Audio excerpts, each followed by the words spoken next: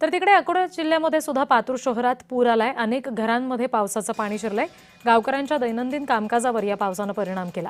तहसीलदार पंचनाम्यासाठी आले नाहीत, त्यामुळे स्थानिकांनी नाराजी व्यक्त केली। आमचा प्रतिनिधी वर्षा मोरे या संदर्भात आपल्याला आणखी तपशील देत आहेत, बघूया।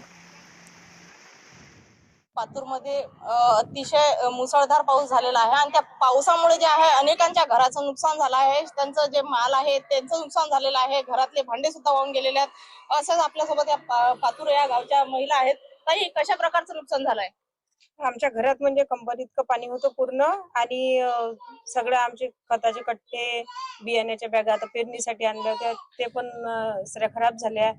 घरातलं धान्य सगळं खराब झालं आणि आमचे वस्तू, छोट्या मोठ्या वस्तू सगळे वाहून गेले। हे पाणी नदीचं नाही, पूर्ण गावातलं म्हणजे पोलीस स्टेशन पासून हे पाणी येते आणि एक म्हणजे पिढ्यानपिढीचं प्रथाच चालू आहे। सुरत पासून पाणी येते असते। इकडे एक वयन केलं, हे उच्च केलं, मस्त घरात मग चाललं ते वरे वरे करत ते घरात घुसू राहिलं। आमचे लय नुकसान झालं आमचं। दरवर्षी पाणी खूप असते, पूर्ण आमचे दरवर्षी आमच्या घरात पाणी घुसते।